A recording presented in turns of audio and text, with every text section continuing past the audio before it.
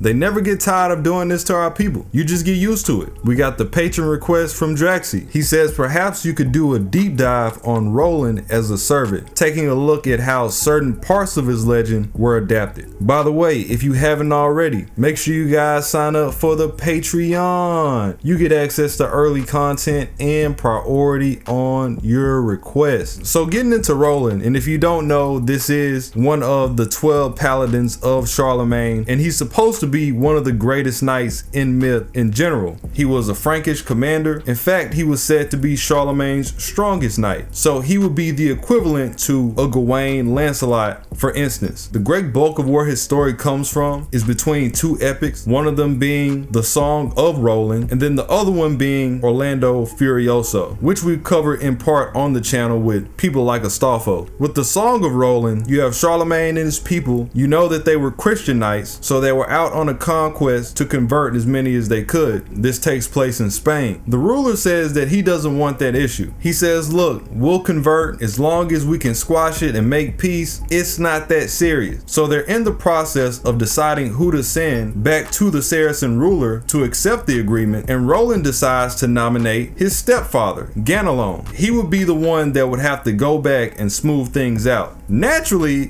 Ganelon is looking at this like a setup. It's like, what you gotta send me for? You know how that could turn out. And he already had doubts about Roland anyway, so this was the perfect opportunity to act on that. So while he's on his way there, Ganelon tells the Saracens, I can give you the drop on the Franks. I know exactly where Charlemagne's army is going. You can just ambush them. So that's exactly what they did. Ganelon gave it up, and he told them that he could catch the Franks at their rear guard when they go through the mountain passes. One thing about this is that as Charlemagne's best knight, he knew that Roland would be there, and he was. He pulled up as the leader for the rear guard alongside knights like Turpin and Oliver. This ended up being the Battle of Roncesvalles. Keep in mind that the Saracens have the Franks outnumbered crazy by like 20 times as many people. It's been said that they had at least 400,000, whereas the people on the rear guard was no more than about 20k. Oliver is telling Roland, bro, this looks so bad. You probably should blow your horn so we can get some help. But Roland said, fuck all that. We don't need help. We're gonna do it on our own. And so they get into the battle with the Saracens. They're trying their best to fend off as many as they can, but there's just too many people. And by the time they finally looked around, Roland's forces were on their last legs. He knew it was already too late to call, but he tried to do it anyway. And this is when he pulls out his horn and he blows it so hard that it actually burst his temples and it killed him. That was how Roland ended up going down, just trying to get help from Charlemagne. I'm sure that he wanted to handle as much as he possibly could without interfering with what Charlemagne had going on. The idea behind him calling anyway was, at the very least, Charlemagne could know what happened and they could avenge them. So Charlemagne pulls up, he sees all of his knights just spread out over the ground, including Roland, and they chase as many Saracens as they could into the Ebro River, making them all drown because of it. They later find out that Ganelon betrayed them. One of the knights try to come to his defense. Another one of the knights goes against him, and they end up having a battle to the death on whether or not Ganelon should move forward. The guy that was defending Ganelon ended up losing for his treason. They gave Ganelon one of the most painful deaths you can think of. They literally tore him apart with horses, and they hung 30 of his family members just in case anybody else wanted to stand up for his name. So Roland definitely didn't go out in vain, that's for sure. As far as Orlando Furioso, this is also around him. Orlando is just another name for Roland. It really stands for the frenzy of Roland. This one is admittedly a lot more wacky. It's the tale where he got majority of his berserker feats. It's a time where Charlemagne and his people were getting attacked, essentially invaded by forces that they viewed as pagan back in France. And Roland ended up falling in love with the princess of the enemy camp, Angelica. So he leaves the places that he was supposed to defend to go search for Angelica all over France. When he finally catches up to get some information about Angelica, he finds out that she's in love with another man by the name of Metter. And in a frenzy, he ends up going insane right there on the spot. This man stripped himself of all of his clothes and started running around in the streets naked, taking the lives of commoners and any animals that got in his way. This is the part where Astolfo's legend comes in. Charlemagne's knights were doing everything in their power to get Roland back to normal because they needed him. He was a powerful asset. So Astolfo, and this is the part where his cross-dressing anecdote comes from. Pause on that, by the way. Astolfo tried to dress up as a female, hoping that this would somehow distract Roland and snap him back into it. Safe to say, this fell through too. It was at that point where St. John tells him the only way you can fix Roland and restore his sanity is to go to the moon and get a potion that will cure his madness. So just like I've said before, him and the priest ride up to the moon in the most literal sense on the hippogriff. They grab the potion and head back down to where Roland is located. Right now they're having a battle in Africa. The ruler that was invading was an African king, Agalante. And Roland is still the same way. This man is running around naked, but fortunately, Astolfo tossed him the potion and finally got his mind back in order. And if you notice this insanity trope, especially over a female, you can tell how it likens itself to Lancelot in a way to further reinforce that position. This is the point where he clicked back up with Bradamante and Oliver, and they chased down Agalante. His whole thing was he wanted to get even with Charlemagne and his people because his father had gotten killed. So that's what stirred all of this up. So he broke their truce, and alongside many other things, that's how they end up here.